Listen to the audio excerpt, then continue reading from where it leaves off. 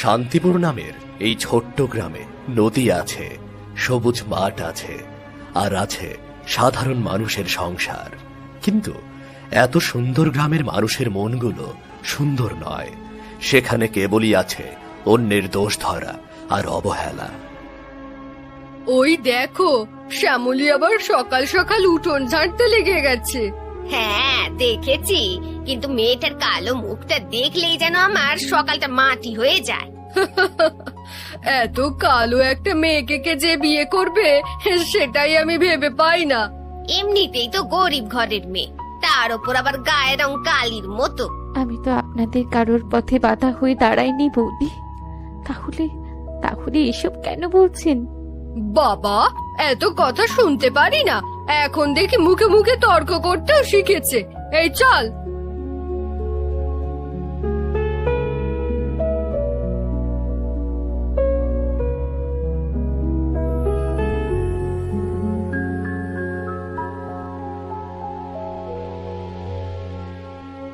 শ্যামলী, অনেক তো বেলা হলো, তুই কি হাঁড়িতে ভাত বসিয়েছিস?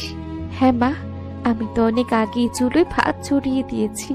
ভাতের হাঁড়ি আগে না চড়িয়ে যদি তোর কপালটা একটু ভালো হতো তবে বেশি শান্তি পেতাম। এসব বলে কষ্ট পেও না মা, মানুষের ভাগ্য তো আর নিজের হাতে থাকে না বলো। ভাগ্য দিয়ে কি হবে? আমাদের এই সমাজের মানুষ তো আর মন দেখে না, তারা শুধু গায়ের রং দেখে। গায়ের রং কালো বলে আমি কি সমাজের কাছে এতই অযোগ্য মানুষ? তুই অযোগ্য নোস রে মা, কিন্তু এই স্বার্থপর মানুষগুলো তোর মনের সৌন্দর্যটা বুঝতেই চায় না। তুমি শুধু শুধু এসব ভেবে নিজের মন খারাপ করো না মা। নিজে জন্ম দিয়েছি তোকে, চোখের সামনে তোর এমন কষ্ট দেখে আমি মন খারাপ না করে কিভাবে থাকি? যাই হোক, তুই রান্নাটা শেষ কর, আমি ঘরের কাজগুলো সেরে নি। মায়ের চোখের জল আর পাড়ার মহিলাদের কটু কথা শুনে শ্যামলী এভাবেই প্রতিটা দিন পার করে। এরপর কেটে যায় কয়েকটা দিন। আজ শ্যামলীকে পাত্রপক্ষ দেখতে আসবে, তাই শ্যামলী জল আনতে নদীর ঘাটে যায়। কিন্তু সেখানে গিয়েও তাকে অনেক কটু কথা শুনতে হয়। বললো, শুনেছিস আমাদের শ্যামলীকে নাকি আজ পাত্রপক্ষ দেখতে আসবে? ও মা, বলিস কি? এ তো ভালো খবর। তা কোন গ্রাম থেকে লোক আসছে? আমি তো শুনলাম পাশের বড় মাটিয়া গ্রামের এক সম্ভ্রান্ত পরিবারের ছেলে আসছে। ও ও ওই ছেলে? শুনেছি ছেলের নাকি নিজের অনেক জমি জমা আর ভালো ব্যবসাও আছে। ছেলের যতই টাকা থাকুক, মেয়েকে একবার চোখে দেখলে যে তারা দৌড়ে পালাবে না, তার কি গ্যারান্টি? হ্যাঁ, পাত্রপক্ষ ফিরে গেলে তো আবার সারা গ্রাম জুড়ে ওদের নিয়ে হাসাহাসি শুরু হবে। আপনারা পুকুর ঘাটে এসেছেন জল নিতে, আমার বিয়ে নিয়ে এত আলোচনা করার কি খুব প্রয়োজন? আরে, আমরা তো আর বানিয়ে কিছু বলছি না, যেটা সত্য সেটাই নিয়ে কথা বলছি। গরিব ঘরের কালো মেয়ের বিয়ে হওয়াটা তো সত্যিই একটা বড় পরীক্ষার মতো। দিদি চলো, কারো ভালো বলতে নেই।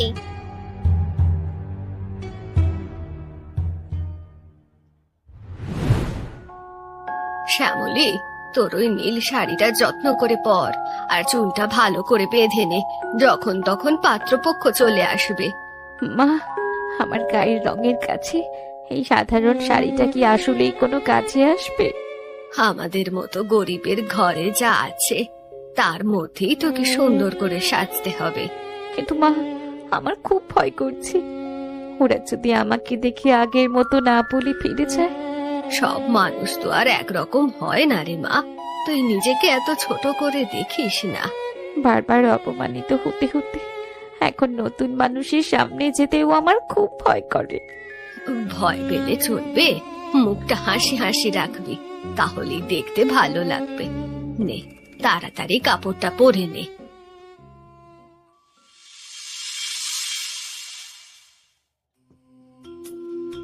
নমস্কার, বসুন বসুন, অনেক দূর থেকে এসেছেন, আপনাদের নিশ্চয়ই খুব কষ্ট হয়েছে।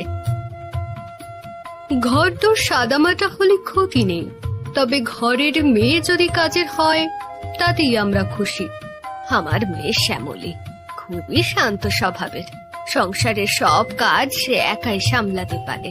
আমরাও চাই গরিব ঘরের একটা ভালো মেয়ে, যার গুণটাই হবে আমাদের সংসারের মূল সম্পদ। শ্যামলী, ও মা, বাইরে আয়, মেহমানদের জন্য 1 কাপ করে চা নিয়ে আয়।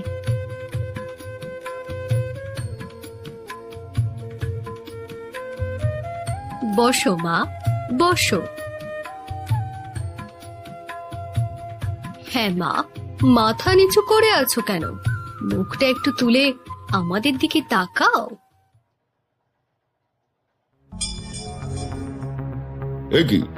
এই কি আপনাদের সেই মেয়ে যার কথা ঘটক আমাদের বলেছিল? হ্যাঁ ভাই, ওই একমাত্র মেয়ে শ্যামলী। না না, আমাকে মাফ করবেন। এমন কালো মেয়ের সাথে এই সম্বন্ধ আমাদের পক্ষে করা একেবারেই সম্ভব নয়। চলো গিন্নি, এখানে আর 1 মুহূর্ত দেরি না করে আমাদের ফিরে যাওয়া উচিত। আপাতত চাটা তো খেয়ে যান। দরকার নেই আপনাদের চা। যাদের সাথে সম্বন্ধ করব না তাদের হাতে চাও খেতে চাই না।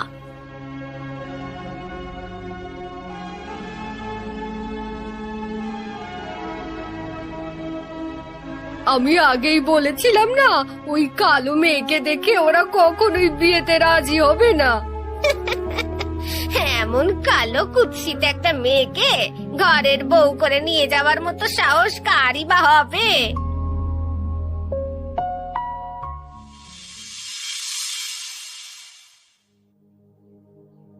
আমি ওদের কাছে কত মিনতি করলাম, নিজের সম্মান বিকিয়ে দিলাম, তবু ওরা তোকে পছন্দ করলো না। তুই জন্ম নেওয়ার পর থেকে শুধু আমার কপালটাই পুড়িয়েছিস, একটা শান্তিও তুই আমাকে দিসনি। মা, গায়ের রং তো আমার নিজের হাতে নেই। আমি কি ইচ্ছে করে এমন কালো হয়েছি বলো? এখন এই গ্রামের এতগুলো মানুষের সামনে আমি মুখ দেখাবো কি করে? আমাকে তুই বল। এর চেয়ে যদি তুই আজকে ওই নদীতে ডুবে মরতি, তাহলে আমাকে এত বড় অপমান সহ্য করতে হতো না। তুমি আমার নিজের মা হয়েও এমন কথা বলতে পারলে? আমি কালো বলে তোমার মুখ থেকেও আজ আমাকে এমন একটা নিষ্ঠুর কথা শুনতে হলো। মায়ের চরম রাগে বলা এই কথাগুলো শ্যামলীর নরম বুকে ধারালো ছুরির মতো গভীর ভাবে বিঁধল। সে কিছু না বলে চোখের জল ফেলতে ফেলতে ঘর থেকে বেরিয়ে গেল। নিস্তব্ধ গভীর রাত, আকাশের চাঁদের আলোয় নদীর কালো জল যেন এক মায়াবী আয়নার মতো স্থির হয়ে আছে। এমন সময় শ্যামলী চোখের জল ফেলতে ফেলতে নদীর ঘাটে এসে দাঁড়ায়। হে ভগবান, আমি কি এই পৃথিবীতে সবার কাছে এতই অপ্রিয়, এত অবহেলার পাত্রী? সবাই শুধু আমার গায়ের কালো রংটাই দেখে, কিন্তু কেউ কি একবারের জন্যেও আমার ভেতরের মনটাকে দেখতে পায় না? আমি তো জীবনে জেনে বুঝে কারো এতটুকু ক্ষতিও করিনি। তবে আমার কপালে কেন এত কষ্ট? আজ আমি এই সমাজের, এই গ্রামের, এমনকি আমার মায়ের কাছেও এত বড় একটা বোঝা হয়ে গেলাম। যে মা আমাকে জন্ম দিয়েছে, আজ রাগের বশে সেও আমার মৃত্যু কামনা করলো। এই বিশাল পৃথিবীতে যদি একটু ভালোবাসা না থাকে, তবে আমি আর কেন বেঁচে থাকবো?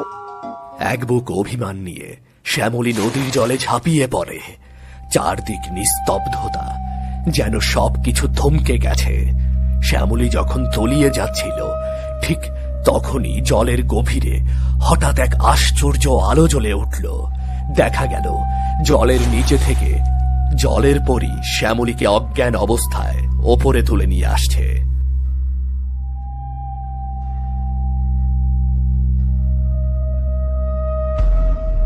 ওরে বোকা মেয়ে, সামান্য মানুষের কথায় কেউ কি এভাবে নিজের সুন্দর জীবনটা শেষ করে দেয়?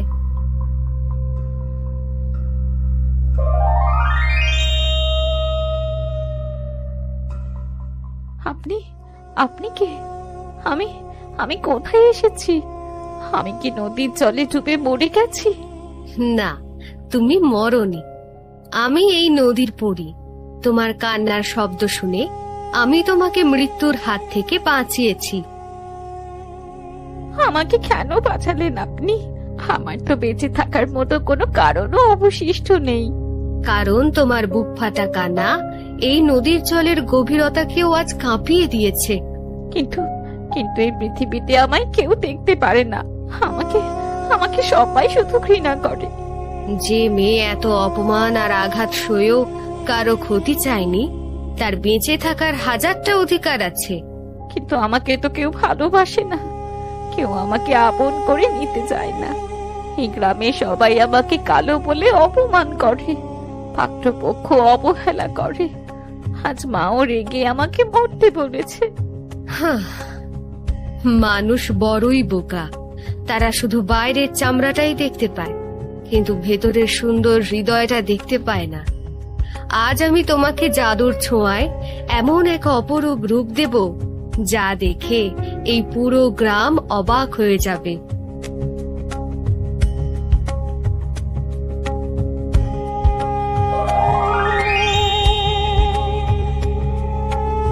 হে কি, আমি স্বপ্ন দেখছি না তো? না, স্বপ্ন না, সত্যি। আর মনে রেখো, তোমার ভাগ্যে এক রাজকুমার লেখা আছে। সে নিজেই একদিন এই গ্রামে এসে তোমাকে খুঁজে বের করবে। এতদিন তোমাকে একা থাকতে হবে। এবার যাও, বাড়ি যাও। নিশ্চয়ই তোমার মা তোমার কথা চিন্তা করছে।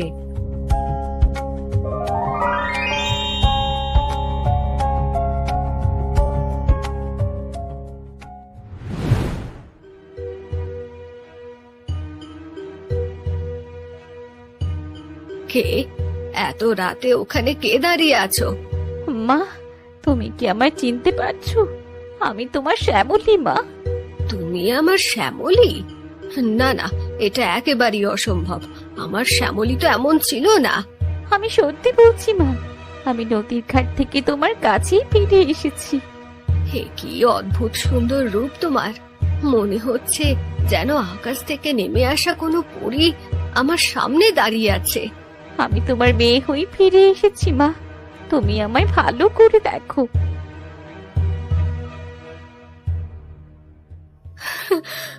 তুই তো সত্যি আমার মেয়ে। আমি রাগের মাথায় তোকে মরতে বলেছিলাম রে। আমার মতো পাপী মায়ের আর ক্ষমা নেই। আমাকে তুই ক্ষমা করে দে মা। আমি আর কোনোদিন তোকে একটুও কষ্ট দিয়ে কথা বলবো না। এবার বল তো, কিভাবে তুই এত সুন্দর হয়ে উঠলি? নদীর পরীর দয়ায় আমি এত সুন্দর হয়েছি। কাল থেকে কেউ তোমার মেয়েকে আর কালো বলতে পারবে না মা। তোমাকে আর কারোর কাছে অপমানিত হতে হবে না। ভগবান যা করেন ভালোর জন্যই করেন। চল, ভেতরে চল।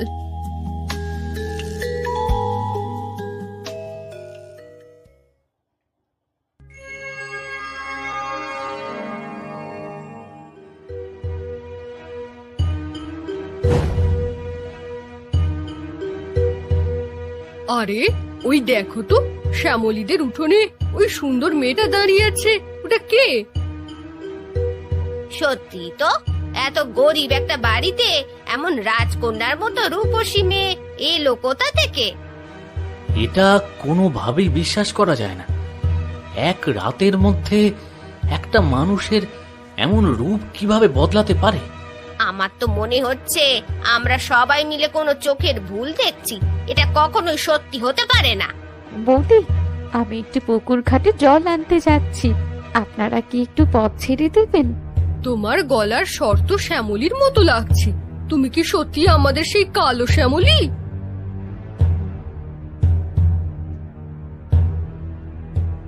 হ্যাঁ, আপনারা চোখের ভুল দেখছেন না। ও সত্যি আমার আদরের মেয়ে শ্যামলী। কাল বিকেল পর্যন্ত যে মেয়েটার দিকে কেউ ফিরেও তাকায়নি, আজ তাকে দেখার জন্য সবাই ভিড় জমিয়েছে। যে উঠোন এতদিন অবহেলায় শূন্য পড়ে থাকত, সকাল হতেই সেই উঠোন আজ কৌতূহলী মানুষের মেলা বসে গেল। এবার আর শ্যামলী মাথা নিচু করে রইল না। সে মাথা উঁচু করে ভিড় ঠেলে জল নিতে চলে গেল। শ্যামলীর এমন পরিবর্তন দেখে গ্রামের সবাই শুধু হা করে তাকিয়ে রইল।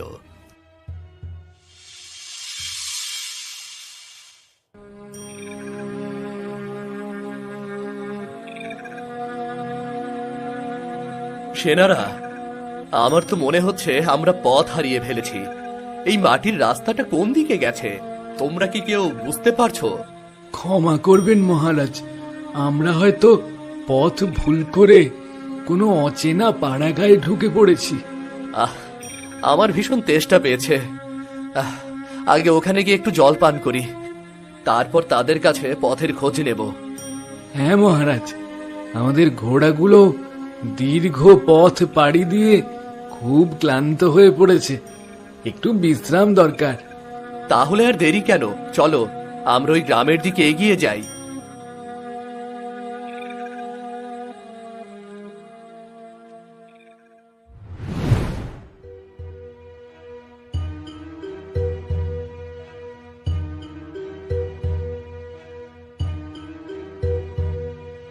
এই যে মা, শুনছেন?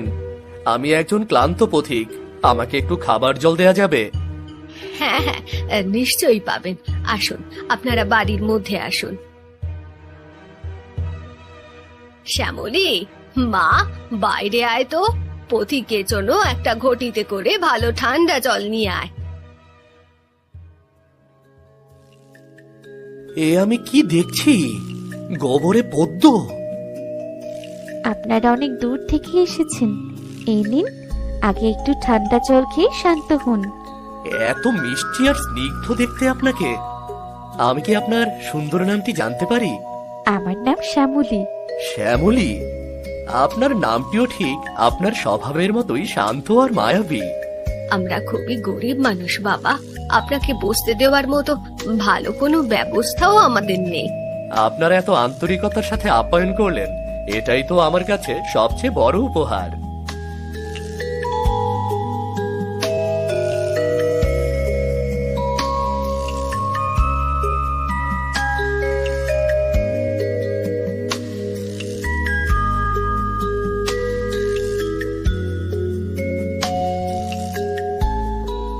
আমি কি আপনাদের কাছে একটা কথা জানতে পারি?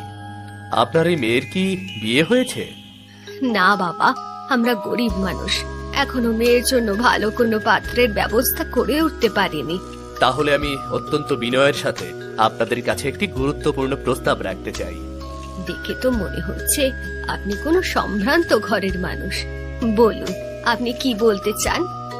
আমি পাশের রাজ্যের রাজকুমার, আমি আপনার মেয়ে শ্যামলীকে আমার স্ত্রী হিসেবে গ্রহণ করতে চাই। আপনি আপনি সত্যি একজন রাজকুমার? আমি কি নিজের কানকে বিশ্বাস করতে পারি? হ্যাঁ মা, আমি সত্যি বলছি। আপনাদের সম্মতি থাকলে আমি আজই রাজপ্রাসাদে বিয়ের খবর পাঠাবো। আমার মতো এক সাধারণ মায়ের কাছে এটা যে কতটা স্বপ্নের মতো তা আপনি বুঝতে পারবেন না। শ্যামলী, মা, তুই কি সব শুনেছিস? তোর কি এই প্রস্তাবে সম্মতি আছে? মা, হ্যাঁ, আমার পূর্ণ সম্মতি আছে। তাহলে আর কোনো বিলম্ব নয়, আমি এখনই মহলে সংবাদ পাঠিয়ে দিচ্ছি। সেনা, সেনা, দ্রুত গিয়ে সংবাদ পৌঁছে দাও, আমি শ্যামলীকে বিয়ে করে তবেই মহলে ফিরবো।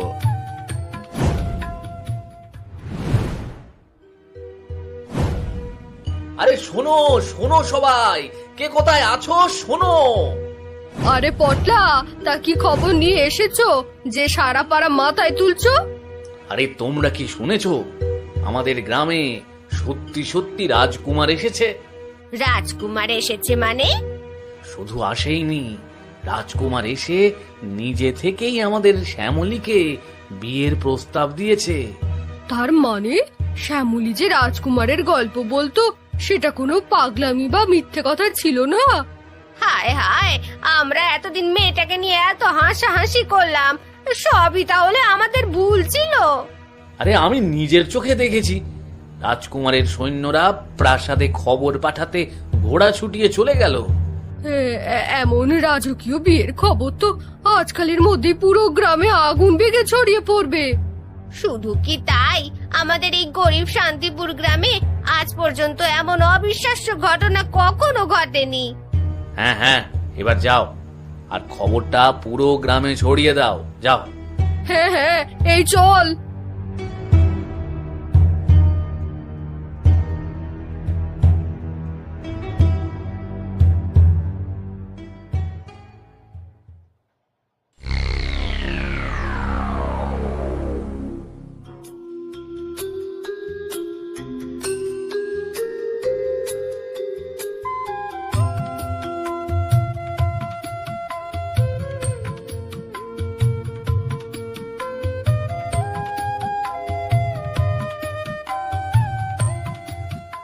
তোমরা চেয়ে দেখো, যাকে আমরা কালো মেয়ে বলে তাচ্ছিল্য করতাম, আজ সে পালকিতে চড়ে রানী হয়ে যাচ্ছে।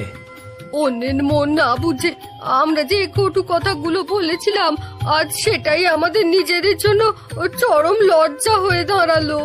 শ্যামলী, তুমি কি কিছু ভাবছো? তোমাকে এত চুপচাপ দেখাচ্ছে কেন?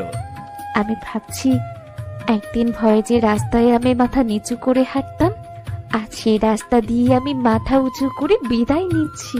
তুমি মনে রেখো, আজ থেকে তুমি শুধু শ্যামলী নও, তুমি আমার রাজ্যের গর্ব, আমার হৃদয়ের রানী তুমি। শ্যামলী পালকি থেকে একবার নদীর দিকে তাকালো। সে দেখলো দূরে জলের ওপর মৃদু নীল আলো যেন তাকে বিদায় জানাচ্ছে। হে নদীর পরী, আমাকে নতুন জীবন আর সম্মান দেবার জন্য আমি তোমার কাছে চিরঋণী। তোমার এই ঋণ আমি কোনোদিন শোধ করতে পারবো না।